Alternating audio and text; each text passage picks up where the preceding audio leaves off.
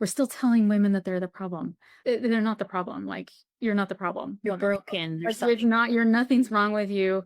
Absolutely nothing is wrong with you. In fact, your body is probably the smartest, most remarkable, most intelligent thing there is. Well, it's time to get ready for another episode that just might change the way you treat your health now and forever. I am thrilled to welcome Dr. Sarah Daccarett, a revolutionary hormone and anti-aging expert who is boldly disrupting the outdated norms around hormonal wellness. A former pathologist turned trailblazing biohacker, Dr. Sarah shares her incredible journey from postpartum struggles herself to creating her innovative clinic, Inner Balance, where personalized bioidentical hormones are transforming lives. In this very intriguing conversation, we will uncover how hormones are the secret weapon for mental clarity, emotional resilience, and vibrant longevity. And not just for women going through perimenopause and menopause, but for women of every age fighting autoimmunity, fatigue, brain fog, and so much more. Dr. Sarah reveals how the industry has been misinforming women for decades and how her groundbreaking approach is putting control back into the hands of her female clients. From tackling misconceptions to sharing powerful strategies for biohacking your hormones and defying aging, this is a must-listen to episode for every woman ready to take agency of her health, reclaim her vitality, and unleash her full potential. But before we begin, here's something you need to know about Dr. Sarah Daccarett. Dr. Sarah is the founder and CEO of Inner Balance, which you can find at innerbalance.com.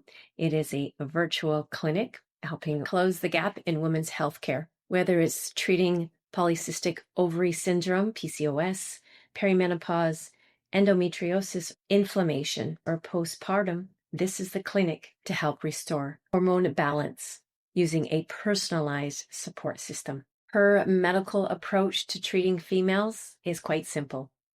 Treat the female biology. She uses science-backed information and research matched with compassion to provide radically effective solutions to hormonal health. Welcome, Dr. Sarah, to the Menopause Disruptor podcast. We're really hoping to disrupt the topic on biohacking and bioidentical hormones. So happy to have you join me here from Boise. Yes, I'm happy to be here. Thank you for having me. All right. Well, let's just dive right in. I always like to work or find out more about my guest's backstory. So tell us, what exactly was your journey that took you into this field, specializing in hormone and anti-aging?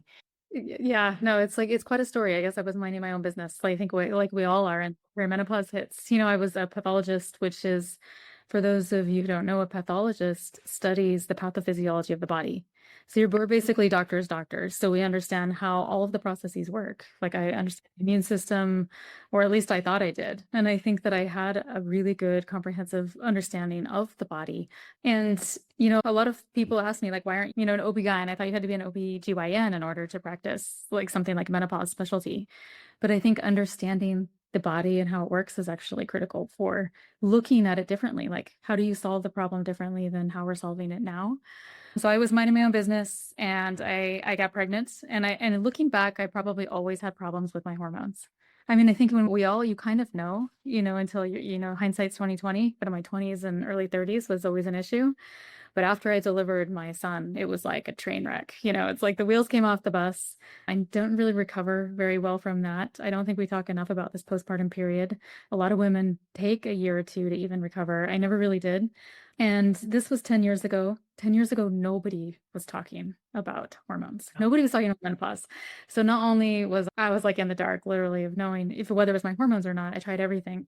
And I have the skills and knowledge and resources, and I was struggling. And I can imagine what like women are doing, trying to figure out and going through it themselves, when, somebody like me really had a hard time figuring it out. When I realized it was hormones, and I was 36 at the time, I tried every product out there, so all of the patches and the pills and the low-dose vaginal creams, like all the formulations that are available to women.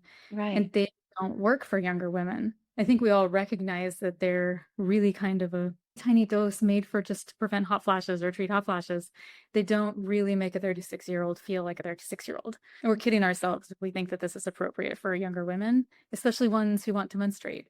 And there's a lot of women who are early 50s who still actually want to menstruate. So it's even not appropriate for them. And so this is where the journey began, where I realized the gap here. And it was mostly for myself. Like I wanted to heal. I got autoimmunity. I mean, I got sick all the time. You know what I mean? Like you develop all of these things and you realize that, hey, I need to heal myself. I want to feel young and wonderful my whole life. And so when I learned about peptides and anti-aging and hormones, it was strictly for my own journey. And then I opened up my clinic about like 7 or 8 years ago and started treating men and women for hormone replacement therapy. So after you do all of this training outside of medical school, right, you have to do the anti-aging and peptide.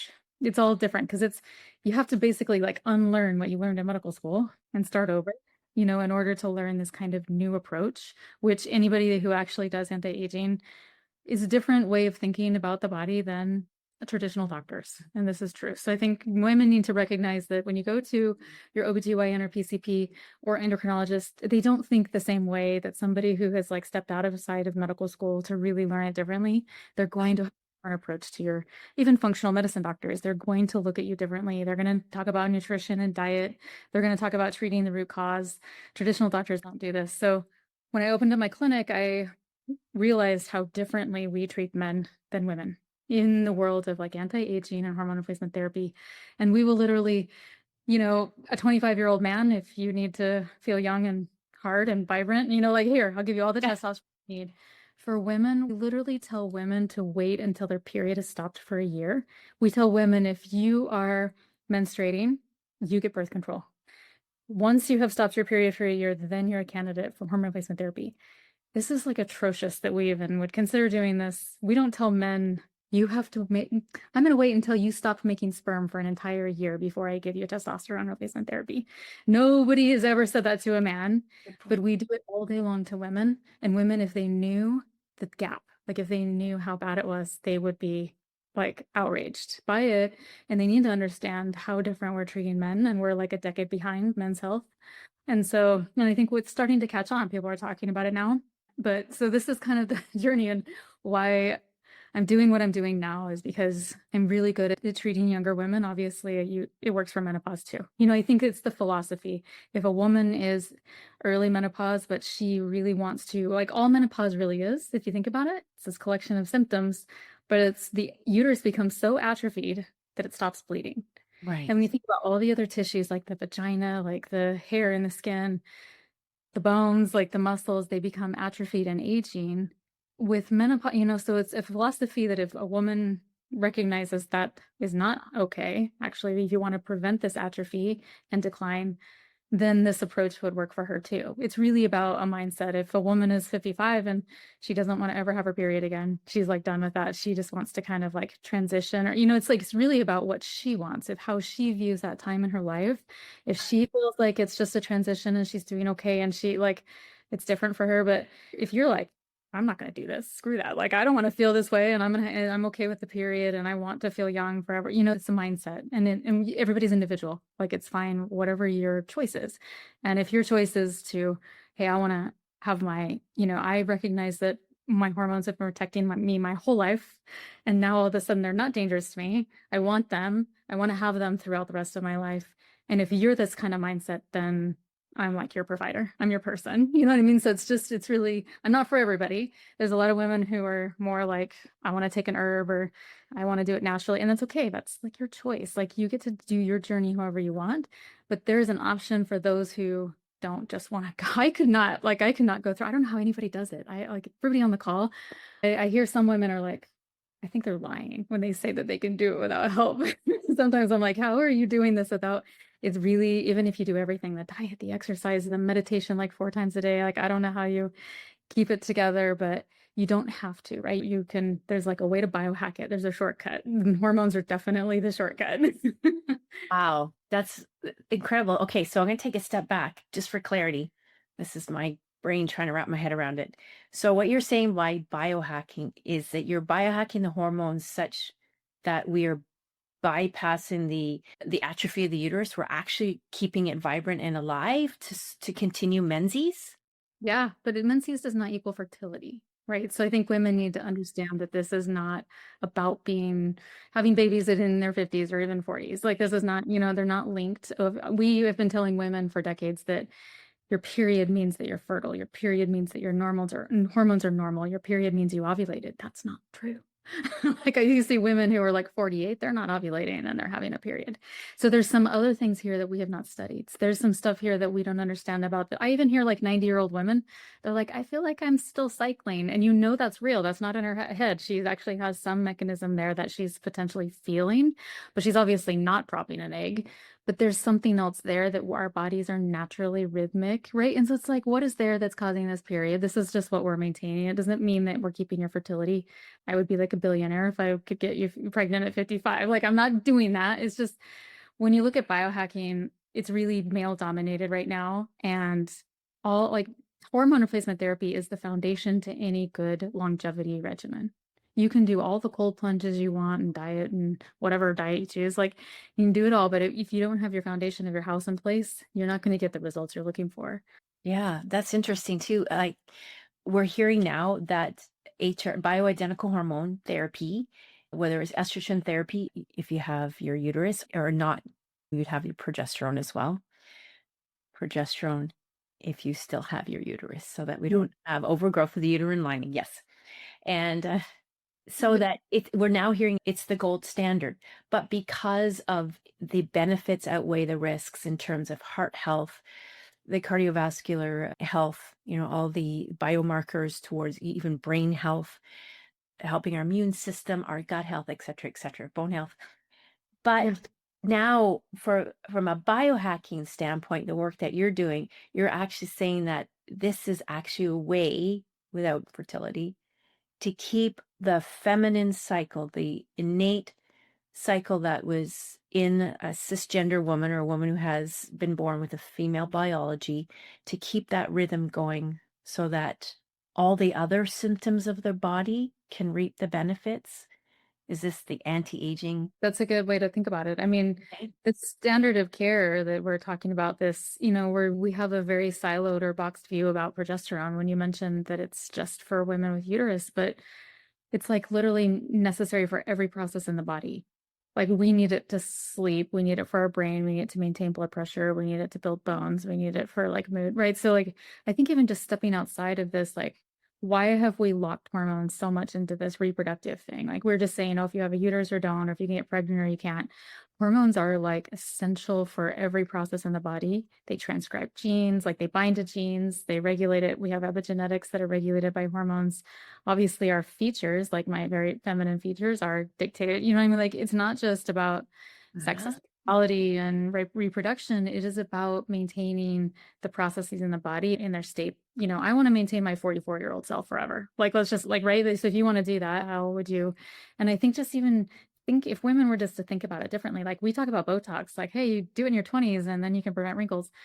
Okay, so I have a better idea. Like instead of injecting like a neurotoxin in your face, which is okay, like that's your choice, but hormones could also prevent wrinkles, right? So if we just look at them as prevention, how come one of the most natural ways to prevent aging, and if women were to know that, like, hey, you can actually prevent the body from aging. And so when you're talking about all these, benefits outweigh the risk, it goes beyond that. I mean, we're talking about your heart disease does not start at age 50. Your heart disease started at age 30, and you have got to prevent it for 20 years. Like it is really hard to treat. You cannot treat Alzheimer's. Like I don't mean treatments we have are not that great. And you watch like a loved one go through Parkinson's or Alzheimer's, you want to prevent it. Yeah. Yeah. So wonderful concept. It's really light bulbs going off here. But one of the most groundbreaking aspects of the work that you are doing is applying bioidentical therapy, not just to the menopausal woman, and you mentioned it earlier, but to women under 30. So what you mentioned some of the common misconceptions about hormone treatment for younger women, and that, until you've stopped your menses, you don't qualify. You have to stay fertile.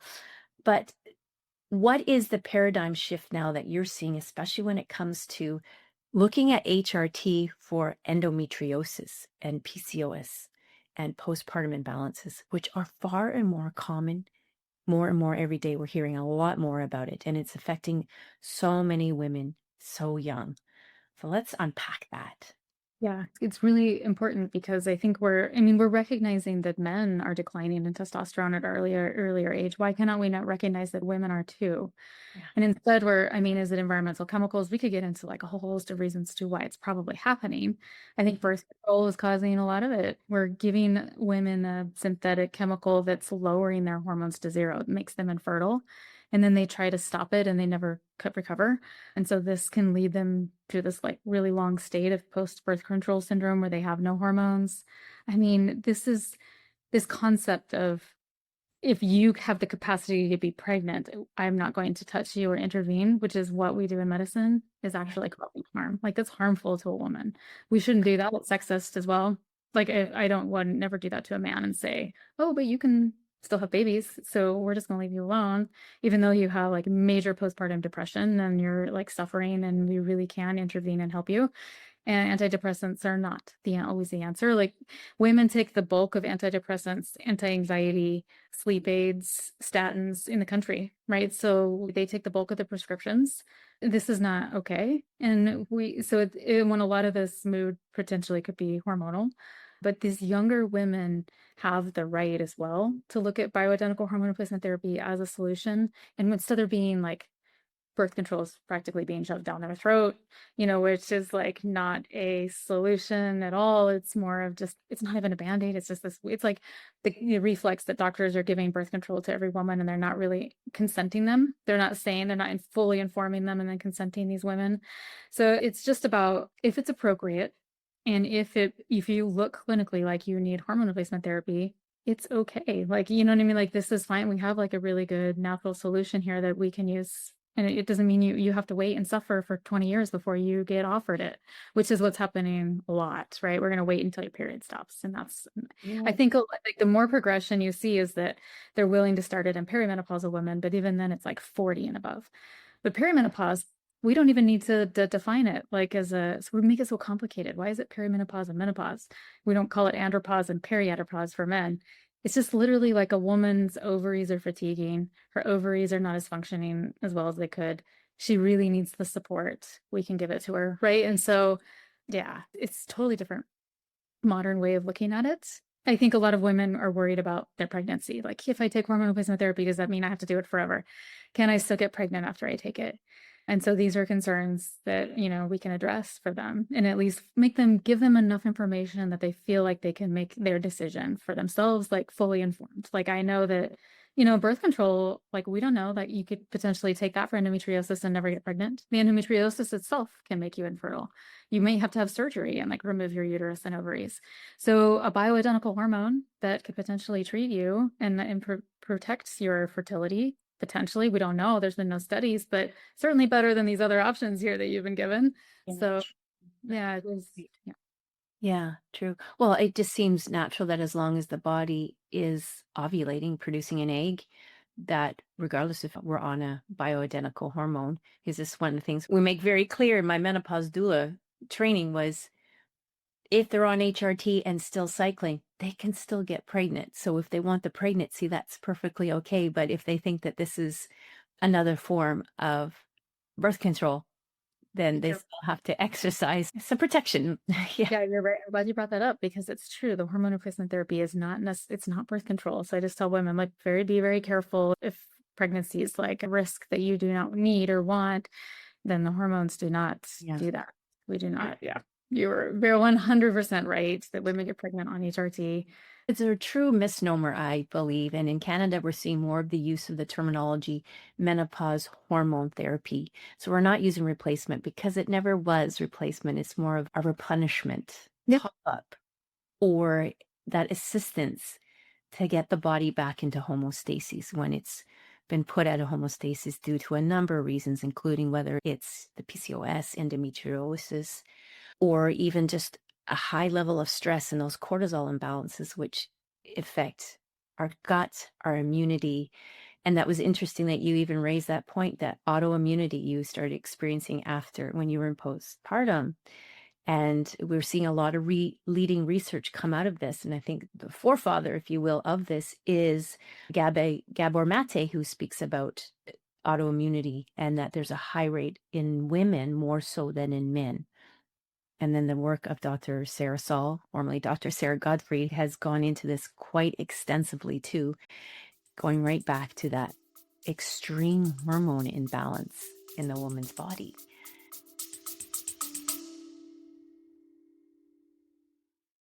I would say this is a perfect time to break for a word from our sponsors.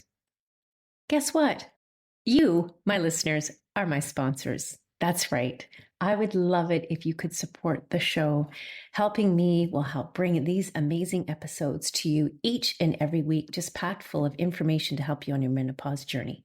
And to support the show, all you have to do is go into the show notes and click just above where you read Meet Your Host. In green is Support the Show. You click on the button and it'll bring you to a page where you have the option to donate monthly, 3, 5, 8, 10. You can be a loyal supporter for as long as you want with recurring fee as little as $3 a month and opt out at any time. Each investment goes directly back into producing episodes with even better content, improved audio quality, and will go a long way in bringing great guests onto the show. Yeah. Immune systems are more complicated than men's. Like we need to be honest that we have to carry a baby and we have to not attack that baby. And we have to, and we have to have a strong immune system through most of our life because we are childbearing. So it's different. We have a different immune system than men. Like we cannot ignore that it's more that we need that's the reason why we have all the autoimmunity in women, and it is hormonally related. Estrogen and progesterone bind directly to B cells and T cells. They literally like control and modulate the immune system. Without them, like your immune system can do like too much on its own, and this is not a good thing. And so, I've heard all this, Gabor Mate talk about trauma and, the people pleaser and whatnot doing that. I don't think women need to be internalizing, in my opinion, women don't need to be internalizing this. This is nothing they did. Like I was not anything necessarily had any childhood trauma that led to my autoimmunity is literally a drop in hormones. And so women, if they could take it off of their plate, it's not their fault, like it's their hormones. Instead of just gaslighting, I feel like it's still like kind of telling them it's their fault. Like if we tell them this is you need to do therapy for your trauma and then your autoimmunity will get better, it's not helping her. Like it's just I really think we need to be giving, as a doctor, I need to be giving her the support that she needs. I'm still okay with her doing trauma therapy. It's fine. But like you need to give them the tools and for their biology to work, right? Like that's where we're missing. We're still telling women that they're the problem. They're not the problem. Like you're not the problem. You're broken. Nothing's wrong with you.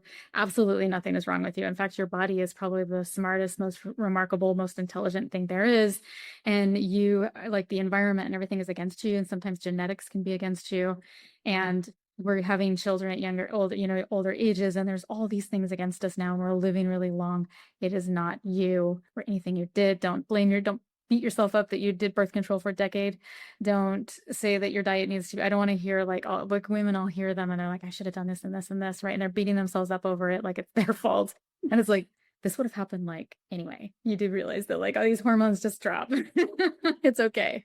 I am so glad that you brought that up, Dr. Sarah, because that was one of the questions I wanted to ask, was that some of the key genetics and even epigenetic markers that women should be aware of. Love the point, and you're right. It's not that it's a problem or you're broken, something needs to be fixed. It's the natural biology, which will play out in any number of combinations and permutations in the female's body. We're all unique. We're all different, as we say, like snowflakes. Everybody is very unique. But I love that how you reframe it. It says, no, let's not look at it from a genetic standpoint in terms of there's a long history in your family of ADHD or autism. That might be some of the situations, but looking at it and of course the epigenetics, which is the environment that turns on the genes to display certain characteristics or not. But so how then, talk us through a little bit about your blend of anti-aging science with the hormone optimization in women and men, but at all ages, so that they can optimize in that longevity. Yeah, I think it's like it needs to be a whole approach, right? Like if you were to just do hormone replacement therapy, you may not be as successful as if you you have to do all of it together, I think, to have a lot of good results. So if you have endometriosis or PCOS or something more involved, then you would want to implement different things too. It is about diet. Like if you have epigenetics going on, we can modify epigenetics with diet. We can modify them with some supplements. So, and the hormone replacement therapy. This is also why we're all so unique in that HRT can never be like, it is the foundation. It's not the one size fits all solution. Like I think they need to recognize it as like, you're not going to get where you need to be without them. But it's not. Sometimes some women, it's like all they need, like, because they have just good genes. I'm not one of those, like, by the way, like I have to do everything. So like, I got to do it all in order to get like the results that I'm looking for. But there are some women that do better, that's fine. It's okay. Like they just get to do the HRT and they do great. But like for the rest of us out there, there is like the diet, and some diets are better than others, and supplements. And you do want to keep up this like really healthy exercise. It's all important. I don't necessarily agree that it has to be so prescriptive though. Like some women will come to me and they'll ask, and now that I'm getting older, I have to do lots of weightlifting. Apparently you have to like lift all these weights and take all this creatine and eat all this protein now. Like it's all over social media, which I've seen it too. I get it. But the hormones should protect your bones and your muscles and like your body composition. So if you're taking a good hormone replacement therapy, you should make sure that the visceral fat isn't always around your organs, that it's distributed. There's doctors that are calling this out saying, I mean, we have literature to show that estrogen redistributes the visceral fat into the subcutaneous fat, which is protective for women.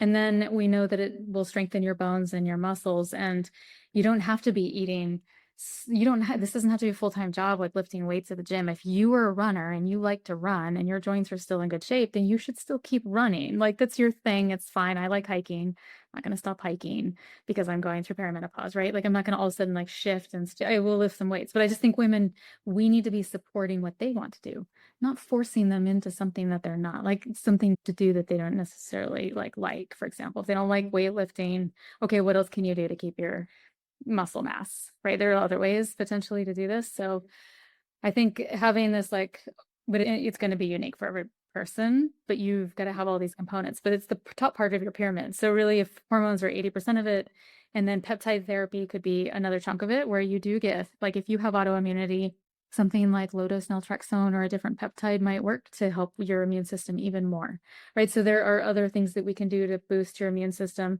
glutathione, NAD, a certain diet for you. You know what I mean? And then like on top of that, you really do have like, there's certain principles of diet that everybody should follow, like dairy. Dairy is like one of the most inflammatory things that we can eat, for example. I don't know what your position on dairy, but I've been on some podcasts where they're like, raw dairy is great, which, okay, but my stance is that like dairy is extremely inflammatory, even if it's raw. There's others that might be not as inflammatory, like the brown. We can talk about dairy like as a different thing, but like you look at, okay, there's certain diet principles, and then beyond that can be saunas and cold plunges and exercise routine. You know what I mean? So you've got like your everything that you can build on for anti-aging, but you're not going to get, if you just do your top part of your pyramid, you're not going to be as successful. You can make a lot of strides with all that stuff, but you're going to be busy. Like the women that I know that are trying to avoid HRT, they're doing a lot. You know what I mean? Because they're missing their base of their pyramid. It's true. I would say this is a perfect time to break for a word from our sponsors. Guess what? You, my listeners, are my sponsors. That's right. I would love it if you could support the show. Helping me will help bring these amazing episodes to you each and every week, just packed full of information to help you on your menopause journey. And to support the show, all you have to do is go into the show notes and click just above where you read Meet Your Host. In green is Support the Show. You click on the button and it'll bring you to a page where you have the option to donate monthly, 3, 5, 8, 10. You can be a loyal supporter for as long as you want, with recurring fee as little as $3 a month, and opt out at any time. Each investment goes directly back into producing episodes with even better content, improved audio quality, and will go a long way in bringing great guests onto the show. It's a beautiful compliment. And I, for one, am also a women's health coach. I am big on resistance training. But then again, I am a gal who has been doing this since her teens and early 20s to support my running. So as a long distance runner, I needed to still have strong bones, strong muscles to support all that wear and tear on the joints and the body. So and I coach that to women and say that strength training is excellent for when you lose estrogen, but we build a plan. So listeners out there thinking, Mary, your posts, your newsletters are all about strength training. I always emphasize though, that it's not one of these alone is the panacea or the magic pill. To your to like support your concept though, I do agree that it's like you're gonna get your biggest bang for your buck with resistance training. Like the amount of time that you spend, if you're gonna pick anything, like if you're gonna spend 20 minutes doing anything, it should be resistance training just because you're going to get like the maximum benefit, I think, throughout the body.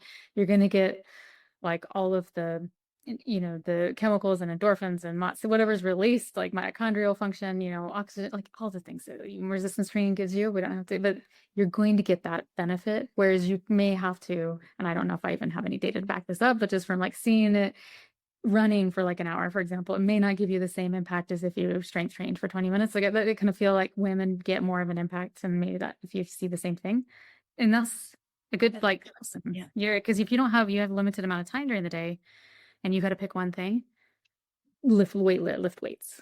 Yeah, absolutely. That's true. And it has a lot to do with the cortisol level, because when we're in that medium exertion level, a few things can happen, of course, and we get more energy depleted. That low energy availability, LEA, starts to wreak havoc on the body in multiple ways. Cortisol levels will rise because when we're younger, we have that estrogen and it's got the immunomodulatory benefits coupled with all the other anti-inflammatory.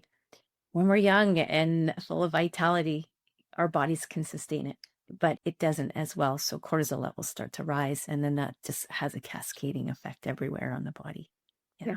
No, I agree. And like, but and also that's why I say hormones are kind of a hack, because if you can regulate cortisol with estrogen, progesterone, it will help you. You're not going to do it as well as you did when you're younger, but all of them together work if you're using the hormones and the strength training and and so on and so forth.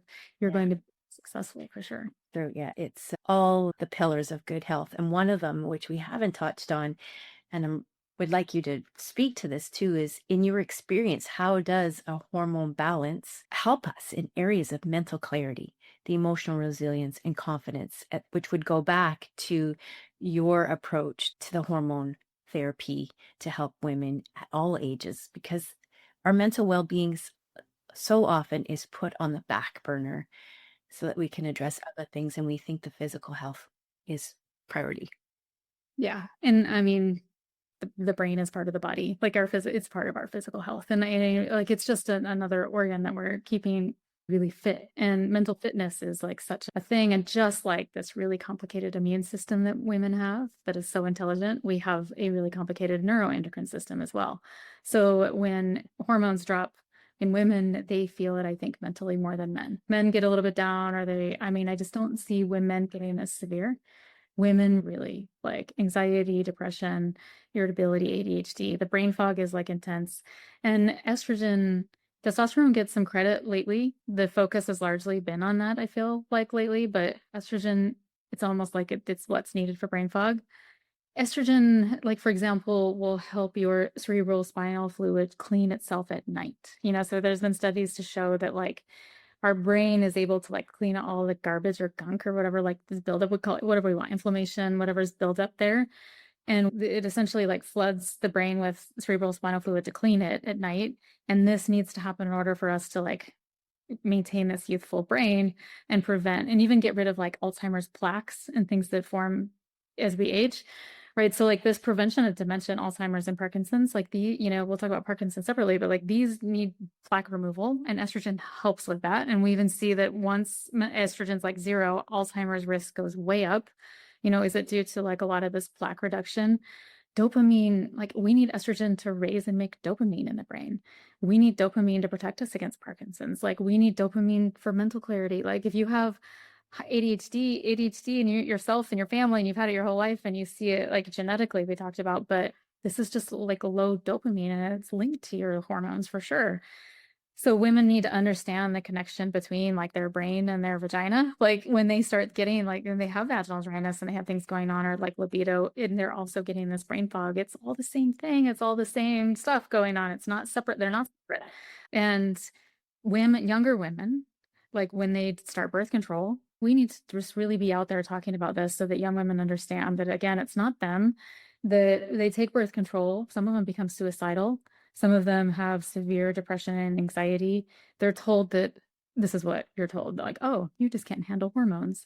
And I think that's devastating because women then think that birth control is hormones and that it's something that they, but what in fact you did is you took away all of her hormones. So you gave her a chemical that reduced her hormones to zero, made them bond, and then she got severe anxiety or suicidal ideations and intrusive thoughts and whatever happened to her. She felt out of control because she didn't have her estrogen and progesterone there to protect her, which always was there.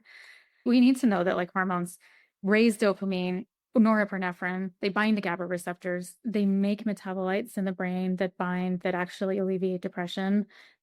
We antidepressants are like not, we don't need them. We need our hormones. Like I would argue that antidepressants don't work as well either, like that women actually get a better result from them. So it's so critical, like this mental, like in women get as they age, they get the brain fog. It's like it's debilitating sometimes. They just like they can't think clearly at all. They can't even find words. They don't know what to say. It's Yeah. just it's not quality of life. Like how is this even? Yeah. And if they're young, they chalk it up to ADHD. And if you're older, it's chalked up to menopause. And I've written a blog post. I've mentioned this in other podcasts. I'm going to say it again. It'll be in the show notes for my listeners.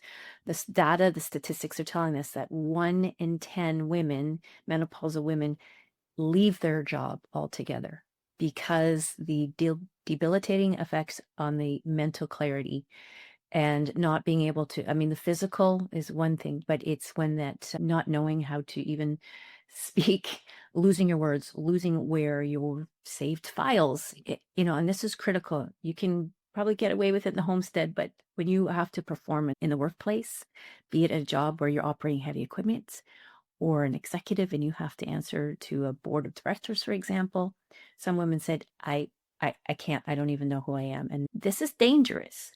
And we're letting women walk, and it's having a detrimental effect on the economy.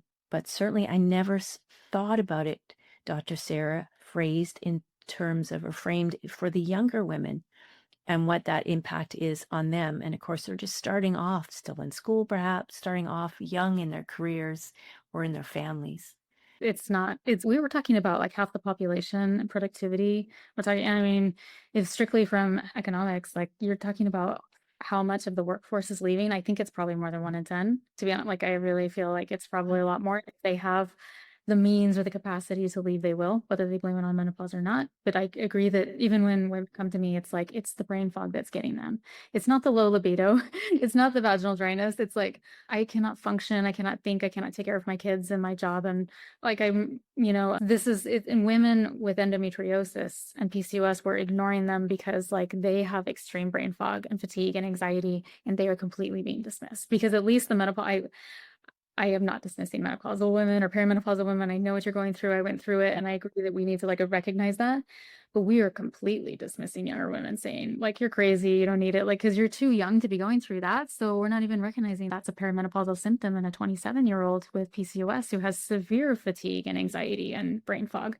And so she like, what is she trying to work and go to school, like you said, and can't even start a family. And it's just it's like. And then we have the same expectations on them though, as we do for men, but we're not giving them that same support. And it's all women. It's just a problem that we need to, the same conversation that's being had for, I think God is happening now for menopausal women, but we need to be like, this is like a crisis for like all women. We need to be talking about how we're really hurting all women here. Yeah. So how do you see us getting out there? If we were to rewrite a medical playbook, according to Dr. Sarah, on Get the world, the world. yeah. So what would be some of those immediate changes that we should be making right now to get this knowledge, this education out? We know the more we talk about it, you having me on your podcast just to simply like talk about like the more that women recognize that hormones are protective and not dangerous, like this messaging alone is helpful because we've thought for so long that estrogen was like dangerous to you. We told women that, and we like made her, but that was like one of the most devastating things we've ever done to women is tell them that their own hormones are dangerous. And so even just they're still confused, like you still see 40 and 30-year-old women confused, but the next generation, the more women can talk to their daughters, like the more that menopausal women are going through it now and they're seeing the mistake that we made for them. We do not need to make that same mistake for the 15 and 16-year-olds now. We do not need to be putting them on birth control for acne. We do not need to be giving a 15-year-old birth control for heavy periods. You know what I mean? Like, what are we doing to our young women, like our daughters, and then making sure that we don't make the same mistakes. And it will start with that, like, so a generational shift so that when the younger generation's coming up, they will be thinking about their hormones at age 25. Is there something in my environment that's impacting my hormones that I need to do? You know, like they need to be thinking that these need to be optimal. This is like my health that we're talking about here. Instead of like, there's everybody now, it's so like scared of estrogen. You have estrogen dominance. Estrogen is going to give you cancer. Like I hear it literally like 100 times a day. Like everybody's afraid of estrogen, and that there's no, like, again, this is your hormone that you've been given that's been protecting your whole life that helped you get pregnant, stay pregnant, deliver your baby, recover from your, like, how is that dangerous? And I don't even understand why we would even go that direction. I have a feeling, I mean, you can get, I can wear my tinfoil hat and we can go down conspiracy lane as to why that happened, but it doesn't matter. In order to change this conversation, this is like the best thing that we can do so that women will demand and fight for like, hey, those formulations, for example, I'm 27, I don't feel anything, you need to do better. And the more they're like saying, you need to do better, you need to hear me and listen to me, then the medical community will shift, even though it will take a decade or more, it will happen. Does that make sense? Because they're demanding it and they're going to pay cash for it. It's like, it's anything where the market will change if women are demanding it and will pay for it. Like, it's not about monetizing this. It's about women like getting the care that they need. And hey, I'm going to pay, you know, like, I'm a woman, I'm 36, I'll pay whatever. And so I think, you know what I mean? And women will, and they can, and so everybody's going to figure it out, right? That's such a great point. I mean, like, let's think about it. We love our pretty toes and our nice nails, and we're willing to drop 50, $70, whatever. I don't know what the going rate is. I mean, like Terrible nails. $400 a month, $400 a month on lashes. Like we'll spend Yeah. about $1,500 a month on GLP-1 injections. We'll buy the fancy bag and shoes. And women definitely, if you want it, you can, you know, you'll pay for it, kind of a thing. You deserve it. We do not need to wait for insurance companies to like figure it out. Like, I don't know why everybody's, well, let's just wait until it's like free. It's going to be a little bit while for that potentially. So I think women need to be really in charge of their own health for right now. It's just a few years, because all those things shifting, demanding that they get the best care. And then just realizing that the doctors are clueless. Like, I think that would be the next best thing is that, like, for example, when I talk to men, they don't have an OBGYN. They don't go to that doctor. They don't have like a doctor. So that when they think, oh, you know, I think my testosterone's really low, they search for a testosterone therapist or testosterone replacement specialist, right? They're going to go to somebody who has specific training. I'm going to go to a clinic that only does testosterone replacement therapy. I'm not going to go to my PCP, right? They're not doing that. Women, for whatever reason, think that their OBGYN knows everything and is like their only doctor for everything. They'll go there and then they'll get the wrong answer about hormone replacement therapy. And and that's what they think is there, instead of just searching, like, just like I would never go to my dentist for my back pain. Why are you going to your OB/GYN for hormone replacement therapy when they literally have no idea? Like, they don't know how to treat thyroid. They don't know how to like monitor the hormones or like getting like you the right answer.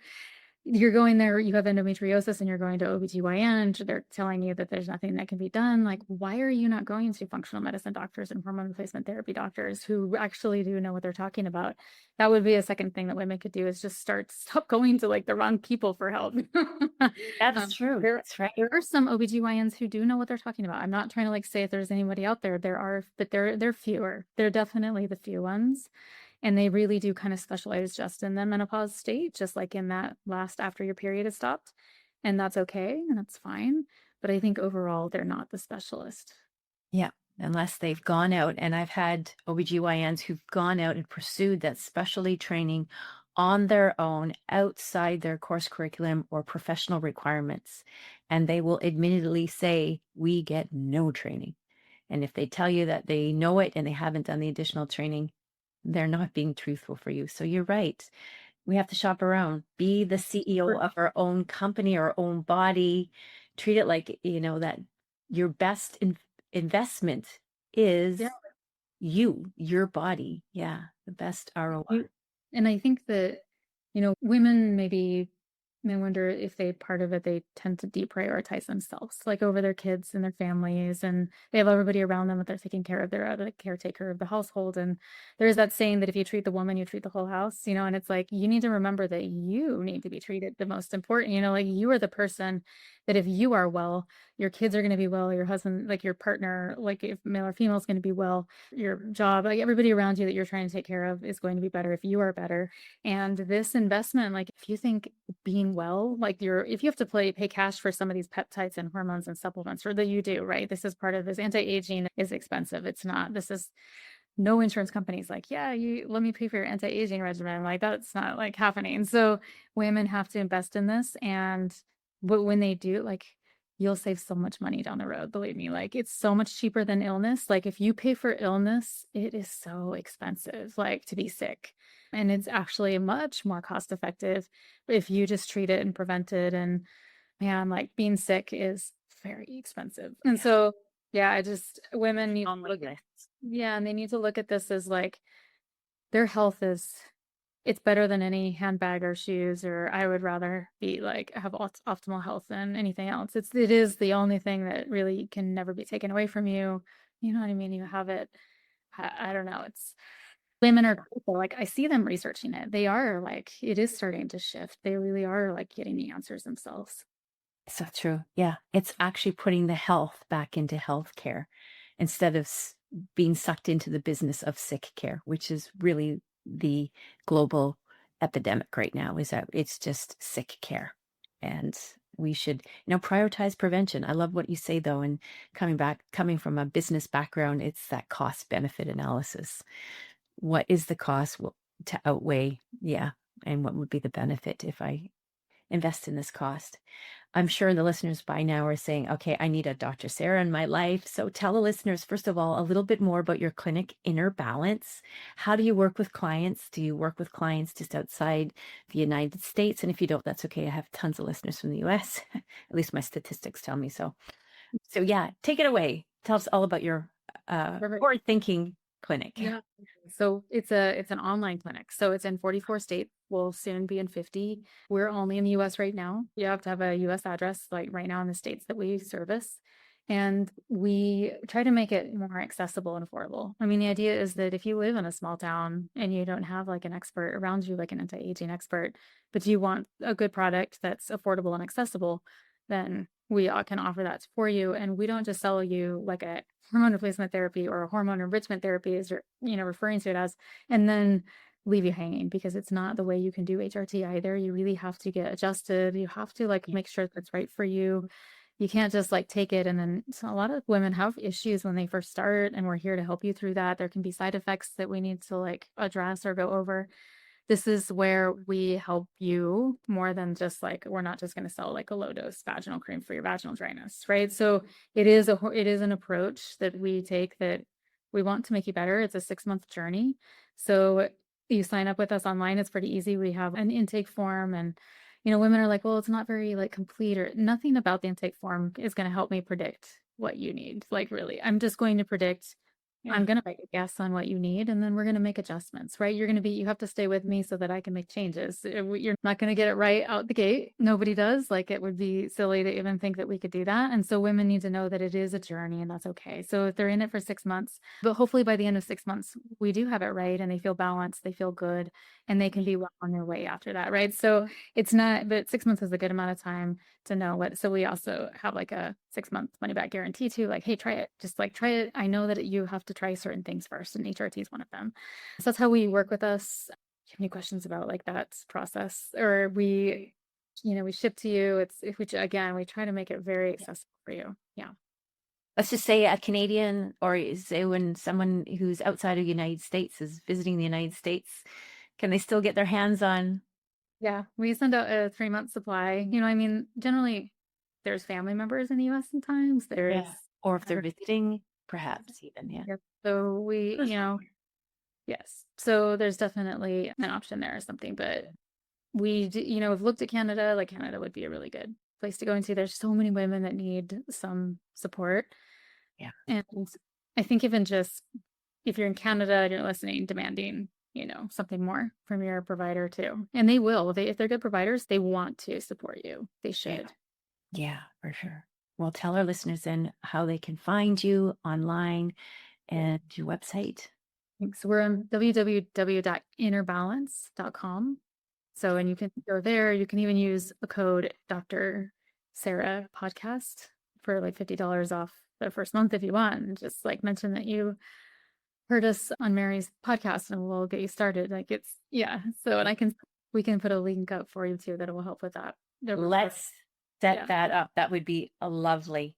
And we have a great referral program. So if you get started, we'll even give months for free for, inviting your friends. So we understand the cost of it and not covered by insurance. So we offer referral, you refer a friend, you get a free month, and then also, or 99 off. And then we provide receipts for your HSA FSAs. So we find ways to try to offset this cost. And then we lower the price after 6 months as well. So if you come to the website, you can also, there's a lot of information there. There's blogs, my social channel, like Sarah Daccarett MD or Inner Balance MD. If you go there, there's, the YouTube, like if you can just doing your research and you just want to learn more about us, you can come there and just, even if we can be a resource on your journey and give you like some more clear answers. Cause I understand that women are still even just not getting the answers that they need. That's true. Even there's a lot around that we're trying to build out for women as well to get the answers. So innerbalance.com. Yeah. That's right. Knowledge is power. And wisdom, I say, is the application of that knowledge, but discernment. So gather your information, do your research, and be wise women so that you can choose and know that there's a whole plethora, a smorgasbord of solutions out there, but tailor-made and working with a specialist in that field. Dr. Sarah, I can't thank you enough. We'll get all your links in the show notes to share with the listeners. My US listeners, go check this out if you're struggling and you're really having a debate internally with the cost. Prioritize prevention. Don't wait till it's too late. As you said, healthcare, sick care is bloody expensive. Horror stories I hear. Absolute horror stories. Anyways, thank you again, Dr. Sarah. I was just thrilled to share your information. I can't wait to share this with our listeners. Thank you. Thanks again. Such a compelling conversation that truly emphasized the transformative potential of bioidentical hormones, highlighting early intervention and also the need to take a proactive approach to women's health. Here are my key takeaways. Number 1, revolutionizing women's hormonal health. Dr. Sarah advocates for shifting the narrative from the outdated symptom management approach to one of prevention and optimization using bioidentical hormones.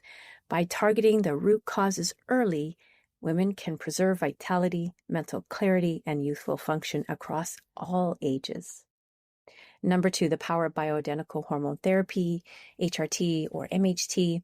Bioidentical hormones are not just about alleviating symptoms.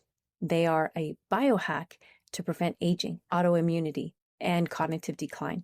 Supporting the body's innate rhythms through individualized hormone therapy can maintain tissue health, mental resilience, and emotional stability, and keep us independent at all ages. Number 3, early intervention is critical. Women should not wait for the symptoms to become severe before seeking hormone support. Addressing hormonal imbalances proactively and advocating for one's health, starting in perimenopause or even younger, can combat autoimmunity, anxiety, brain fog, and prevent long-term chronic illnesses like Alzheimer's and heart disease. Number 4, rethinking the role of menopause.